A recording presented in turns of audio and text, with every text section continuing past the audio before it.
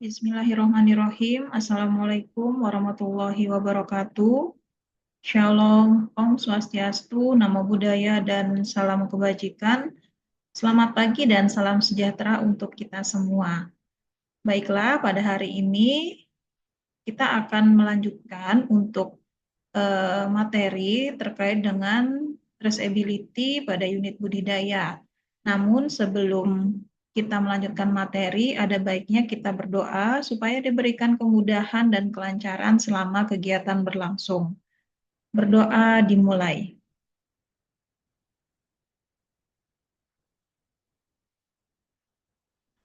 Berdoa bisa diakhiri. Baik, untuk hari ini apakah ada yang tidak masuk kelas? Baik ya, berarti hari ini semua sudah masuk kelas. Nah, kemudian sebelum kita akan melanjutkan pada materi traceability, saya ingin mengulang sedikit terkait dengan materi pada pertemuan sebelumnya, yaitu tentang SNI CPIB. Apakah ada yang masih ingat apa yang dimaksud dengan SNI CPIB? Oke, silahkan Jose. Baik ya, jadi SNI CBIB itu adalah dokumen yang berisi ketentuan teknis, baik berupa aturan, pedoman, atau karakteristik dari suatu kegiatan budidaya yang hasilnya dirumuskan secara konsensus dan ditetapkan oleh BSN, Badan Standarisasi Nasional. Nah, kemudian ada yang tahu apa ruang lingkup dalam SNI CBIB? Oke, silahkan Lia. Oke, benar ya, menetapkan kriteria dan persyaratan serta manajemen budidaya sesuai dengan komoditasnya dengan memperhatikan 4 aspek, yaitu keamanan pangan dan mutu, kelestarian lingkungan, kesehatan dan kesejahteraan udang atau dalam hal ini ikan, dan sosial ekonomi. Nah, kemudian karena semua teman-teman sudah paham ya tentang SNI CBIB, kita akan lanjut kepada traceability. Nah, sebelum kita masuk ke materi traceability, apakah ada yang tahu traceability itu apa? Oke, silakan Samuel. Oke ya, nama lainnya adalah ketertelusuran. Tapi kenapa kita harus melakukan ketertelusuran? Oke, silahkan Doni. Oke ya, salah satunya adalah supaya memudahkan kita dalam melacak produk budidaya. Oke ya, jadi lebih lanjut kita akan belajar di dalam materi traceability pada kegiatan budidaya. Sebelumnya saya izin share screen.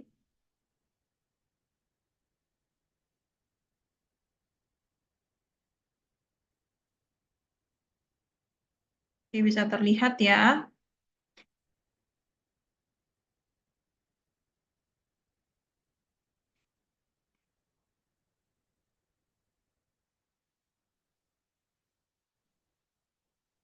Nah, sebelum kita masuk pada materi terkait dengan ketertelusuran, pada tahun lalu, 2024, terdapat beberapa kasus produk perikanan Indonesia yang ditolak oleh pasar internasional atau pasar luar negeri. Salah satunya karena adanya kandungan logam, dalam hal ini adalah logam berat yang terdapat pada produk perikanan. Kemudian yang kedua ada juga berita yang judulnya adalah ditolak di luar negeri, tidak dijamin keamanannya di dalam negeri. Jadi terdapat beberapa kali penolakan terhadap produk yang dihasilkan oleh Indonesia, terutama dari hasil laut dengan alasan kesehatan, sehingga perlu adanya kontrol terhadap keamanan produk pangan, itu harusnya dilakukan di dalam negeri. Nah, kemudian dari artikel ini juga kita bisa lihat bahwa ada beberapa pasar internasional itu menolak adanya produk Indonesia. Jadi alasan utama adanya penolakan tersebut karena adanya salmonella. Jadi ada bakteri salmonella itu sebanyak 88%. Kemudian alasan lainnya karena adanya kandungan histamin yang tinggi. Kemudian masalah pelabelan dan ada juga mikroorganisme yaitu listeria. Jadi ada beberapa negara yang menolak produk dari Indonesia dan hal ini tentunya menyebabkan kerugian ekonomi yang sangat besar. Nah, kemudian traceability pada unit budidaya perikanan itu tujuannya adalah untuk memastikan material itu berasal dari perikanan budidaya yang sesuai dengan persyaratan legalitas, terjamin kualitasnya dan keamanan pangannya, jadi bebas dari cemaran atau bahan biologi, fisika, kimia, dan bebas dari resiko pemalsuan atau food fraud. Jadi legalitasnya itu sudah terjamin, kemudian keamanan pangannya atau food safety-nya juga terjamin, kemudian kualitasnya atau mutunya dan authenticity-nya atau keasliannya juga terjamin. Nah, apa yang harus dilakukan oleh seorang pembudidaya supaya memastikan produknya aman? Jadi yang pertama harus dipastikan area budidaya atau tambaknya itu terdaftar CBIB. Kemudian pastikan benur yang digunakan itu berasal dari sumber yang baik, yang salah satunya bisa di-tracking dengan sertifikat CPIB. Kemudian pastikan bebas dari antibiotik dan pestisida. Kemudian pastikan pakan yang digunakan sudah terdaftar, dalam hal ini terdaftar di KKP. Dan yang terakhir, pastikan sistem transportasi itu terkendali. Nah, kemudian mengapa sih perlu dilakukan traceability?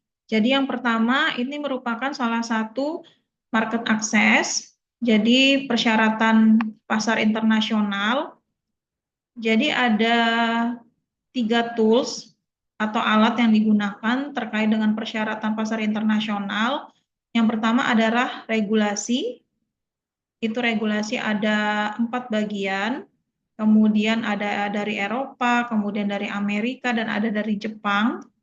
Kemudian terkait dengan International Standard and Guideline, itu ada 5, yaitu ada Codex Alimentarius, kemudian ada OIA, ada FAO, kemudian ada juga terkait dengan FMO.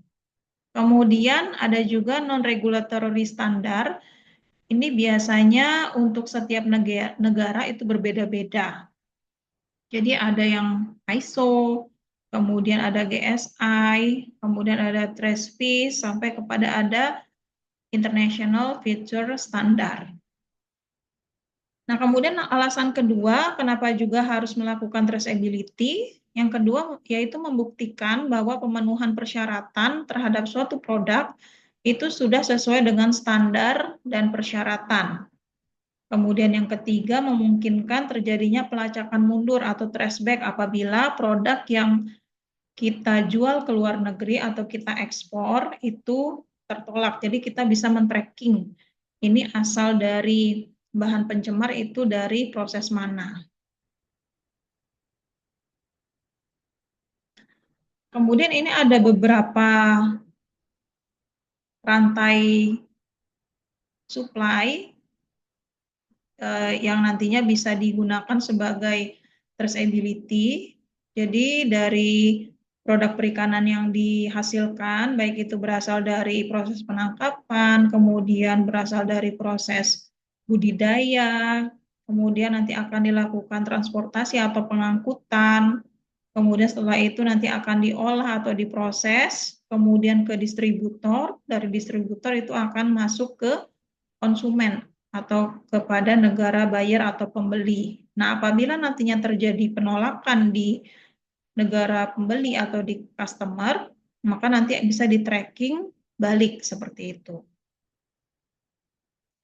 Nah, kemudian pemahaman terhadap 5 prinsip di dalam traceability. Yang pertama, definisi ukuran lot, seperti nomor batch, kemudian nomor petakan, dan lain-lain. Kemudian informasi yang harus dimiliki, informasi yang akan ditransfer, kemudian tools apa nih yang akan digunakan. Bisa berupa label, bisa berupa catatan, atau bisa berupa formulir, yang fungsinya adalah untuk mempercepat terjadinya identifikasi. Dan yang terakhir, informasi tersebut harus disimpan minimal 3 tahun. Jadi seperti catatan, logbook, itu harus disimpan minimal 3 tahun dan nantinya akan diperiksa oleh komponen authority atau inspeksi negara buyer atau pembeli. Nah, ini contoh dari informasi yang nantinya akan dicatat atau tersedia, kemudian informasi yang akan ditransfer juga. Jadi karena ini merupakan traceability pada kegiatan CBIB atau kegiatan budidaya, sehingga untuk lot size-nya dimulai dari unit budidaya. Jadi untuk lot size-nya pada 1 kali panen, pada 1 kolam, kemudian pada unit pengapul atau middleman, itu adalah 1 mix lot, dan kepada pengolah itu adalah 1 production batch. Kemudian informasi yang tersedia atau dicatat pada tingkat unit budidaya itu adalah nomor izin berusaha, kemudian keterangan detail unit usaha, persiapan unit usaha, kemudian benih yang digunakan yang nantinya bisa diterima datanya dari unit pembenihan, kemudian pakan yang digunakan, monitoring air, monitoring kesehatan ikan, dan obat yang digunakan, informasi panen dan penjualan atau distribusi. Nah, kemudian untuk di tingkat pengapul atau middleman, itu ada data terkait pengapul atau middleman, kemudian ada data supplier, tanggal pembelian, jumlah pembelian, baik size ataupun kilogram yang nantinya bisa diambil datanya dari unit budidaya, kemudian nama pembeli, tanggal penjualan, dan jumlah yang dijual. Kemudian pada tingkat pengolah, itu informasi yang tersedia atau dicatat, yaitu ada nomor izin usaha, ada data supplier atau pengapul, tanggal pembelian, jumlah pembelian, yang nanti bisa diambil datanya dari tingkat pengapul atau middleman, kemudian detail pengolahan, nama pembelinya siapa, tanggal penjualan kapan, dan jumlah yang dijual. Nah, terkait dengan data benih yang digunakan, itu bisa diambil dari unit pembenihan, yaitu berupa nomor izin usaha, kemudian tanggal panen benihnya kapan, jumlah panennya berapa, size ataupun berapa kilo yang dipanen, kemudian nomor kolamnya, nota penjualan, dan pastinya sertifikat CPIB. Nah, kemudian untuk nomor izin berusaha pada tingkat unit budidaya, kemudian tanggal panen, jumlah panen dalam bentuk size atau kilogram, kemudian nomor kolam, kemudian nota penjualan dan sertifikat CBIT itu nantinya akan diperlukan sebagai data pada tingkat pengapul. Nah, kemudian pada tingkat pengapul ada data terkait pengapul, kemudian nama pembeli atau pengolah atau UPI, unit pengolah ikan, tanggal penjualan, jumlah yang dijual, itu bisa merupakan data yang diperlukan pada tingkat pengolah. Dan di tingkat pengolah nanti ada informasi yang akan ditransfer, yaitu nomor izin usaha, nama pembelinya, tanggal penjualan kapan, dan jumlah yang dijual itu berapa. Nah, kemudian alat yang digunakan pada tingkat unit budidaya itu bisa berupa kwitansi atau nota, sertifikat CBIB, dan dokumen lainnya. Nah, dokumen lainnya ini bisa berupa catatan, kemudian bisa berupa logbook, maupun bisa berupa formulir. Kemudian di tingkat pengapul atau middleman, itu bisa juga berupa kwitansi atau nota, kemudian dokumen lainnya. Dan di tingkat pengolah, itu bisa berupa label, inner atau outer karton, bill of lading, yang kaitannya dengan pengangkutan, jadi data muatannya berapa, alat yang digunakan itu apa, sampai di pelabuhan itu di mana. Nah, kemudian untuk dokumentasi atau file itu harus disimpan minimal 3 tahun pada semua tingkatan, baik itu unit budidaya, kemudian pengepul atau middleman, dan tingkat pengolah. Nah, kemudian pencatatan pada unit pembesaran ikan itu pada tingkat benih, itu ada beberapa data yang harus dilengkapi, yaitu asal benih, kemudian jumlah, ukuran, dan waktu tebar. Nah, data tersebut biasanya itu bisa terdapat pada SKA, Surat Keterangan Asal Benih, kemudian COO, rekomendasi, dan sertifikat CPIB. Kemudian untuk pakan, itu data yang diperlukan adalah merek pakannya, nomor registrasinya, jenis pakan, jumlah pakan, waktu pemberian pakannya kapan. Nah, itu biasanya datanya akan terdapat di label pakan. Kemudian di bahan kimia atau obat, itu asal obatnya dari mana, kemudian nomor registrasinya, jenis obatnya atau jenis bahan kimianya, dosisnya berapa, dan waktu pemberiannya kapan. Nah, itu datanya akan terdapat biasanya pada label obat. Nah, kemudian ada kualitas air. Jadi, jenis air yang digunakan itu biasanya terdiri dari dua bagian, ada air pasok atau air sumber dan air pemeliharaan. Nah, kemudian kedua jenis air tersebut biasanya akan dilakukan monitoring atau pengukuran. Jadi terhadap beberapa parameter kualitas air, bisa pH, DO, suhu, dan yang lain-lain disesuaikan dengan kebutuhan di unit budidaya. Dan ada juga tambahan berupa uji logam berat. Nah, kemudian pada bagian panen, itu biasanya data yang diperlukan itu adalah tanggal panen, SR-nya berapa, jumlah panennya berapa, dan kode baknya itu apa. Kemudian biasanya data tersebut akan tercatat di buku pencatatan. Dan yang terakhir di bagian penjualan itu adalah alamat pembeli, jumlahnya berapa, jenisnya apa, ukurannya berapa, dan asal petakannya itu dari mana. Nah, biasanya data tersebut terdapat pada kwitansi penjualan, kemudian kode, dan pada sertifikat CBIB. Nah, ini contoh pencatatan, yaitu di salah satu perusahaan namanya PT Aquaculture dengan komoditas lele sangkuriang, Blok A petak 5 dengan penanggung jawab Iwan. Di sini ada pencatatan untuk persiapan lahan, pemberian pakan, dan tambahan pakan. Jadi di persiapan lahan, seumpama akan melakukan proses pengeringan pada tanggal 12 Februari, itu dilakukan selama 3 hari. Kemudian treatment lain yang dilakukan, yaitu pada tanggal 15 Februari, dilakukan penebaran saponin sebanyak 20 kg. Dan berikutnya. Nah, kemudian di pemberian pakan, pada hari pertama dilakukan 3 kali pemberian, pada pagi sebanyak 5 kg, siang 4 kg, dan sore 5 kg. Kemudian hari kedua dilakukan pemberian pakan dengan jumlah yang sama pada setiap waktu pemberian, yaitu masing-masing 5 kg. Nah, kemudian tambahan pakan pada hari pertama, itu ada tambahan probiotik sebanyak 150 gram, kemudian pada hari kedua penambahan vitamin C sebanyak 100 gram. Nah, ini untuk bagian atau isi pada masing-masing kolom itu menyesuaikan dengan kebutuhan di unit budidayanya. Jadi tidak harus sama seperti ini, tapi bisa lebih detail lagi. Nah, ini contoh dari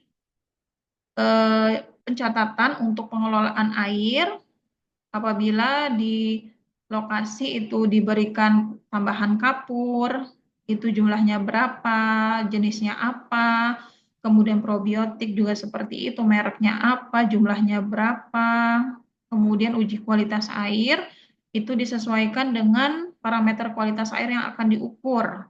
Kemudian keterangannya nanti bisa diberikan sesuai atau tidak sesuai. Kemudian ini terkait dengan kesehatan ikan dan pengobatan. Jadi bisa diisi juga, ini contohnya pada hari ke-15 terjadi kondisi gendol. Jadi perlakuan yang diberikan itu adalah perendaman air garam sebanyak 15 ppm. Nah, nanti apabila terdapat pemberian obat harus dijelaskan jenis obatnya apa, mereknya apa, dan dosis pemberiannya berapa.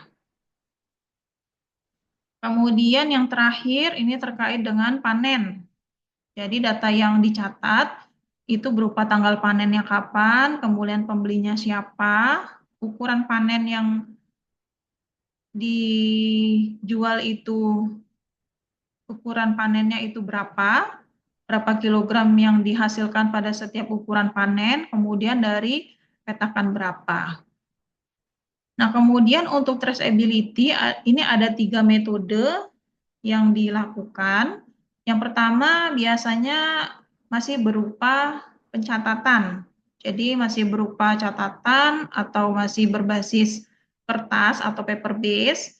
Kemudian ada juga yang sudah digital, itu bisa berupa anatomy of barcode atau QR code. Jadi biasanya pada pembudidaya skala mikro, skala kecil itu biasanya masih menggunakan paper base. Sedangkan untuk pembudidaya di skala menengah, skala besar itu biasanya sudah digital dengan menerapkan barcode supaya memudahkan dalam proses penyajian datanya. Demikian yang bisa saya sampaikan untuk pertemuan hari ini. Apakah ada yang kurang jelas sehingga bisa kita diskusikan?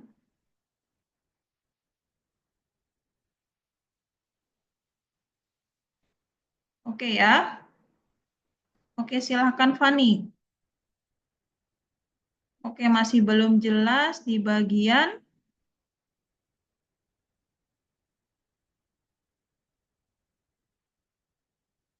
pencatatan pada unit pembesaran ikan. Oke, contohnya di bagian mana? Oke, di bagian pakan ya. Oke, jadi pencatatan atau data yang diperlukan pada bagian pakan itu adalah merek pakannya. Jadi contoh dari Matahari Sakti. Kemudian nomor registrasi ini adalah nomor registrasi yang sudah terdaftar di KKP. Jadi biasanya ada kata-katanya KKP RI nomor. Nah, itu artinya dia sudah terregistrasi di KKP. Nah, kemudian jenis pakan. Jadi jenis pakannya ini apakah diperuntukkan untuk ikan atau untuk udang? Kalau ikan apakah untuk ikan nila atau ikan lele seperti itu. Kemudian waktunya. Waktu pemberian pakannya kapan nih? Apakah 3 hari sekali, 2 hari sekali, atau 5 hari sekali? Seperti itu. Dan kemudian jumlah pemberian pakannya berapa? Apakah berdasarkan biomasanya, FR-nya berapa persen, seperti itu. Nah, biasanya informasi tersebut itu akan terdapat di label pakan. Oke ya, sudah mengerti ya? Baik. Nah, sebelum kita, karena sudah mengerti, jadi saya ingin ada Taruna yang bisa menjelaskan apa yang dimaksud dengan atau apa tujuan dari traceability. Oke, silahkan Devi. Ya, benar. Jadi traceability ini fungsinya adalah untuk memastikan material itu berasal dari perikanan budidaya yang sudah sesuai dengan persyaratan legalitas, kemudian terjamin kualitasnya dan keamanan pangannya, kemudian bebas dari resiko pemalsuan. Kemudian yang terakhir, kenapa kita harus melakukan yang namanya traceability? Oke, silakan Vino. Oke, benar ya. Jadi karena traceability ini merupakan salah satu persyaratan pada pasar internasional. Kemudian yang kedua itu untuk membuktikan untuk pemenuhan persyaratan atau pada suatu produk itu terhadap standar atau persyaratannya. Kemudian memudahkan untuk pelacakan mundur atau traceback apabila produk yang dihasilkan itu mengalami penolakan. Baik ya, karena teman-teman sudah paham, jadi kita sudah melakukan review juga terhadap materi yang tadi sudah disampaikan. Kemudian saya akan memberikan tugas sebagai penilaian untuk materi hari ini. Jadi tugasnya berkelompok. Silakan teman-teman mencari studi kasus terkait dengan traceability yang terdapat pada produk budidaya. Jadi ada beberapa kasus penolakan yang terdapat pada produk budidaya, kemudian teman-teman mencoba untuk bagaimana caranya untuk melakukan traceability, baik pada tahap pengolahan atau pada tahap budidayanya. Nah, kemudian tugasnya akan dikumpulkan minggu depan dan akan dipresentasikan secara berkelompok. Baik ya, jadi demikian yang bisa disampaikan untuk pertemuan hari ini. Kemudian nanti kita akan bertemu kembali pada pertemuan berikutnya dengan topik tentang proses sertifikasi CBIB. Nah, sebelum kita menutup pertemuan siang hari ini, maka izinkan kita akan melakukan doa karena sudah diberikan kemudahan dan kelancaran selama pelaksanaan kegiatan hari ini. Berdoa bisa diakhiri. Oke, terima kasih. Demikian yang bisa saya sampaikan. Kurang lebihnya mohon maaf dan kita akan bertemu pada pertemuan selanjutnya. Wassalamualaikum warahmatullahi wabarakatuh.